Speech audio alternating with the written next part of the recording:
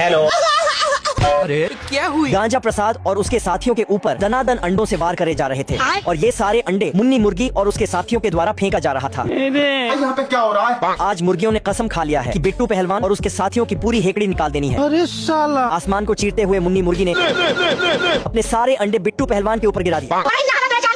बिट्टू पहलवान और गांजा प्रसाद तो टक्कर खाकर बेहोश हो गए, लेकिन पोता प्रसाद ने शैतानी दिमाग लगाते हुए बड़े वाले छतरी को खोल लिया, जिससे कि एक भी अंडे उसके ऊपर नहीं गिर पा रहे थे। इसी बीच पिछवाड़े बचाता हुआ गांजा प्रसाद भी वहां आ पहुंचता है और बस अगले ही सेकंड बिट्टू पहलवान भी भागता हुआ पहुंचा है। अच्छा। अंडों से परेशान बिट्टू पहलवान की नजर जब नीचे गई तो पता चला कि सारी मुर्गियां मिलकर पिंकुआ को खदेड़ने में लगी हैं और बेचारा पिंकुआ पिछवाड़ा बचाते हुए ऊपर तक चढ़ना चाह रहा होता है।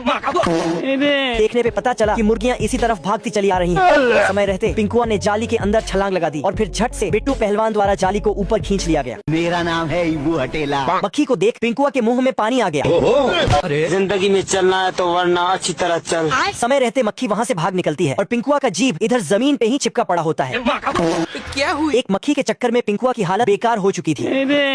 इसी बीच उसे सामने में एक टमाटर दिख गया। टमाटर खाने से पहले ही पिंकुआ गांजा प्रसाद के हाथों पकड़ा गया।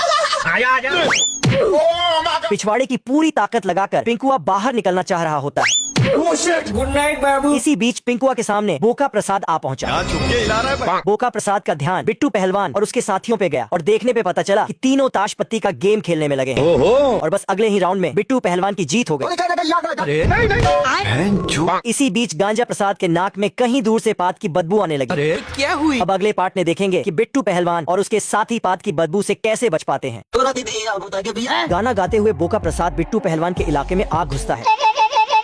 उसने झट से एक गड्ढा कर डाला और पिछवाड़े के नीचे से टमाटर से भरा एक डब्बा निकालता है और समय रहते डब्बे को गड्ढे के अंदर रख दिया गया। बोका प्रसाद की ये सारी हरकत बिट्टू पहलवान और उसके साथियों ने देख ली थी। अच्छा। अगले ही सेकंड गाड़ी स्टार्ट कर बोका प्रसाद वहाँ से चल पड़ता है। मौका रहते पिंकुआ ने सबसे पहले छलांग लगाई और ये तीनों पिंकुआ को पीछे से खदेड़ने में लगे थे। क्या आप लेटे लेटे महीने के लाखों कमाना चाहते हैं? मुझे बवासीर है। अब देख तू। जेसीबी से भी स्पीड गड्ढा खोद इन तीनों ने अंदर से डब्बा निकाल लिया। इधर बोका प्रसाद वापस अपने घर को जा ही रहा था, तभी इसने अपने ऐनक में उन तीनों मुट्ठलबाजों को देख लिया। बोका प्रसाद ने दूरबीन लगाकर देखा तो पता चला कि उन तीनों ने गड्ढे से डब्बे को निकाल लिया है। अच्छा। समय रहते बोका प्रसाद ने झट से गाड़ी स्टार्ट करी और दोबारा से उस रास्ते चल पड़ता है। थोड़ा समय खराब। सुअर जैसी शक्ल ले पिंकुआ उल्टा सोया पड़ा था। इसी बीच एक मक्खी उड़ते हुए उसके जीभ पे आ बैठती है। अरे समय रहते पिंकुआ ने उस मक्खी को दबोच लिया। इसी बीच एक और मक्खी आ पहुंची।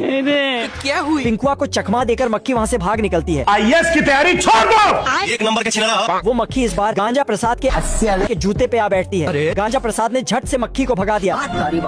मक्खी इधर उधर भागने में लगी थी और गांजा प्रसाद उसे जूते से मारने में लगा था। अरे यार तीनों भागते हुए जाकर पत्थर पीछे आ पहुँचे।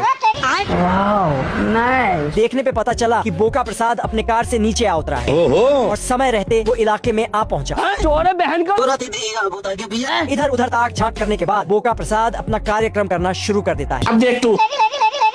जमीन में गड्ढा हो चुका था और झट से उस टमाटर से भरे डब्बे को गड्ढे के अंदर डाल दिया जाता है।